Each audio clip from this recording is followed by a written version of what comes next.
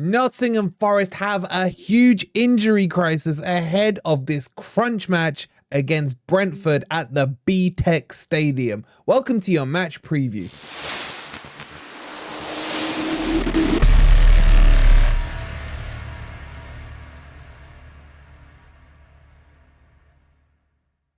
Good morning, good evening, or good night. Hope you guys are well, and welcome to your preview for Brentford against Nottingham Forest. And I don't even want to talk about that goddamn idiot Bet365 Toney. That's all the media want to talk about. Let's focus on Forest. We probably will talk about Toney. Anyway, hope you guys are well. Please don't forget to hit that like, subscribe if you're new to Forest Fan TV. And tonight on Grumpy Old Reds, we got so much stuff to give away for you. Thanks to our friends from Foco.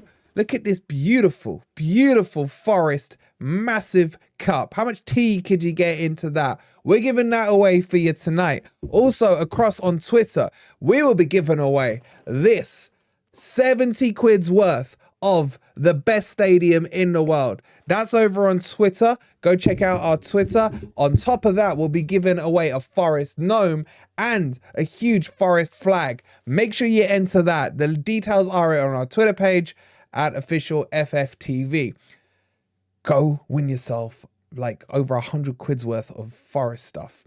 Thank you so much to Foco, and the link for Foco is in the comments down below. You can use FFTV10 and get 10% off all these Forest items. Go check out their website.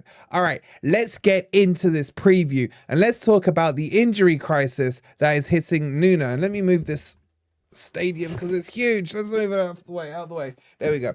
Okay, so Morgan Gibbs-White, we know, out for 2 weeks. Elanga, heavy rumours saying he's out until mid to end of Feb. We've got all our AFCON players gone. I think there's about 11 or 12 players currently out of the Forest squad. But fear not, we have Nuno in charge and Nuno will get them firing. I think there's going to be some tweaks in the positions we see players at, and I'm going to show you my predicted team in just a second. So let's jump across and have a look at the old Forest pitch. What do we call this? Should we call this the war room or something? I don't know. Question number one, who goes in goal? Get it in the comments down below. Are you going back to Turner or are you going Vlachodimos?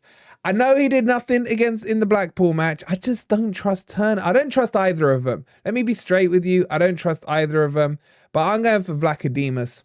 It could go either way.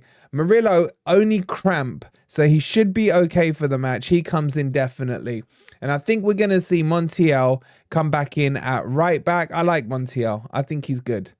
Now, left back position. You lot were all saying Nuno was brilliant after the first leg at Blackpool. And then you lot yesterday were saying Nuno Tavares was crap in that second leg.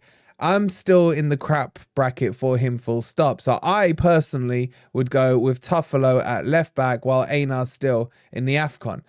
And then to partner up, basically, we got a choice of Worrell or Omar Bamadeli. I liked what I saw of Omar Bamadeli.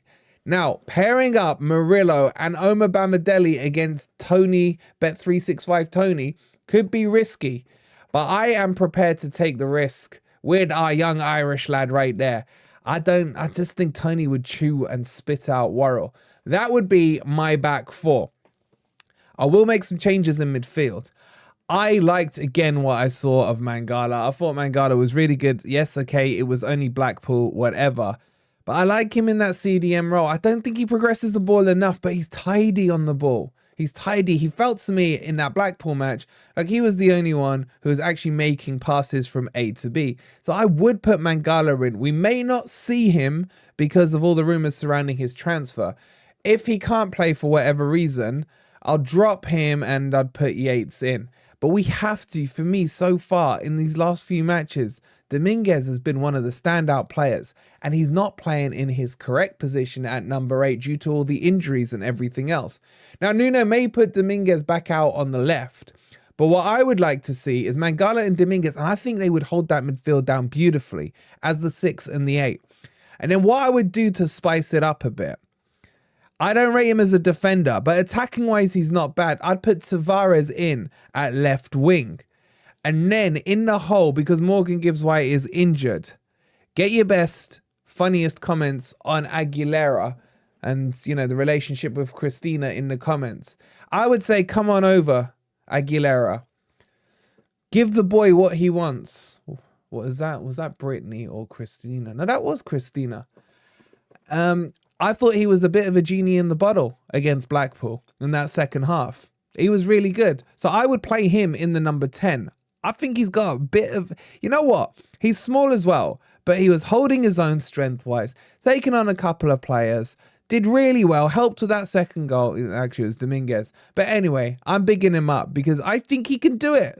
Have him as the unknown entity to that freaking Danish bacon Thomas Frank. Get Aguilera in there. And then on the right-hand side, if he's fit, because he didn't look like he was, but I'd bring on, what's his face? Hudson-Odoi. Now, again, he didn't play that well against Blackpool, granted. But I still think there's a good player in him, and I would go with him. And then, just stop moving. Stop moving. There we go. Let's put him there. And then up front, yeah, whatever. Chris Wood. I still feel like it was a bit of a purple patch. But hey, he scored the other day. So that would be my team that I would go with. Now, that would leave us really thin on the bench anyway. I mean, you could say Nico Williams could come in. I'm not convinced of Nico Williams in a back four. If Nuno wants to go back five, fine, play him. Other injuries we've got is obviously Felipe. And then the rest, we are looking threadbare in terms of a squad without the AFCON players coming in. But that would be my team. And I think that's a pretty damn good starting 11. I'd be worried about the backup. Now, I have dropped Danilo. I just don't feel he's the player he was at the end of last season. Even at the start of the season before he got injured, I didn't think he was playing that well. And yes, I know he scored against Blackpool, but bloody hell, how that went in, I'll never know. His passing has just been off, man. It really has. So for me, I'm dropping Danilo. I love the idea of Dominguez and Mangala as the 6 and the 8. What do you guys think? Do you agree with that? If not, what changes would you make? All right, so let's move on and talk about the Brentford team. And I'll be like straight with you guys. I have zero interest in Brentford. If you ask me between watching Brentford and paint dry or watch someone else take a crap, I would choose any of those over watching Brentford. But they do have a lot of people out, be it on international duty or be it injured. So Visser, that prick who always seemed to score against us, I think even last year as well, he's out on international duty. Onyeka, who actually quite rate, he's out. You got Kim, no idea who he is, he's not there. Gudos, who's a left back or a left wing back, he's gone. And then you've got Henry, he's out injured. You got Skade, no idea. Norgard is doubtful, but might make it back. And then you got Mbuemo. I hate him as well. He's out. And then you got Hickory Dickory Dock. He's out as well. So they got a lot of injuries. But obviously the big talking about is the Gambler. And the Gambler is back and available. Now, will the Danish Bacon start the Gambler? That's a title and a half right there. I don't know is the answer. I think he will start him because their team is crap, man. It really is. I mean, look at some of these names on here. They've gone and got Reguilon from Spurs. The only good thing about Reguilon is his misses. Apart from that, she'd probably play better football than he does. I'm not jinxing him. Anyway, so what might happen here is if Norgard is injured, Batista the wrestler is going to come in and play in midfield.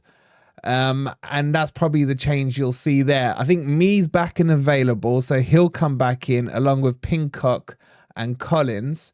And then Lewis Potter. Now, if it was up to me, if I was the Danish Bacon, I would be dropping Lewis Harry Potter and bringing in Mopé. Because Mopé is the worst striker in the Premier League. Putting the word striker next to his name is an insult to the word striker. So for me, as a Forest fan, I would love nothing more than to see Mopé start. Now he could get rid of the Gambler and bring on Lewis Potter and start with those two. That would make me very happy. And then bring on the Gambler about 60 minutes in or so. But he's a 3-back kind of guy. Sometimes he will go a 4-3-3 if he thinks he's got the balls to take on the team. But they're in big trouble. They're beneath Forest. We need to beat them. A draw would be okay, but a win, it would be just fantastic. It really would. So that's the team I think they'll go with. Now, how do I see this game going? I don't like them. I've made no secrets about them. They're not a real Premier League team. Even their stadium's called the B-Tech Stadium, which, you know, it's not a G-Tech, it's the B-Tech. And it says what it is. They're surrounded by high-rise flats. They should be a car park. That's what they should turn that place into, a car park, so that, you know, Chelsea can park there, Fulham can park there, etc. So I don't like them. I would love them to go down. To be honest, I want about 7 teams to get relegated, but that's not quite possible. So I think Forest have a really good chance if we had half of our decent first 11 available to us. And that's going to be the problem for me. Forest are also going to be knackered, man. We've just played about 9 hours worth of football against Blackpool in, you know, 2 hours worth of match time. And we've had to travel all the way back down because of this whole can't fly to Blackpool thing. So it's been a long day for Forest, who had yesterday to recover, probably a training session today, and then out onto the road down to London to get to Brentford. So it's going to be a quick turnaround. But these footballers should be able to do that. They're goddamn well paid well enough to try and get fit quickly. But I just feel there's going to be a bit of plastering on some of these players.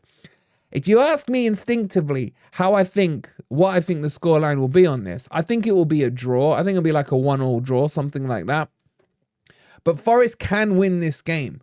I just don't see the, you know, Brentford and the B-Tech Stadium being able to. And their fans are just nasty and ugly and just like, you know, it's the slums of London. Let's be honest with Brentford. No one cares about Brentford. No one stops at Brentford. If you're coming in from West London, you drive straight past it till you get to the better bits of London. You only stop there if you have to. And that's what Forest are going to do. We're going to have to stop there because we have to, and we have to take something away from it. And then we'll move on and slap Arsenal up next week, I hope. Anyway, what do you guys think? I'm going with a 1-1 draw. And, you know, and everyone's going to need a shower after this game once we've gone in and out of that dirty side of London. I'm going 1-1. Let me know your score predictions down below.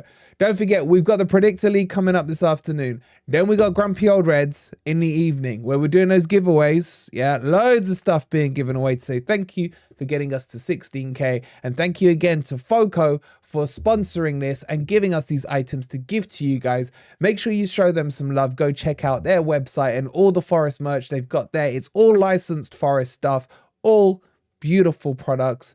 And we'll see you on the Predictor League. Come on, you Reds.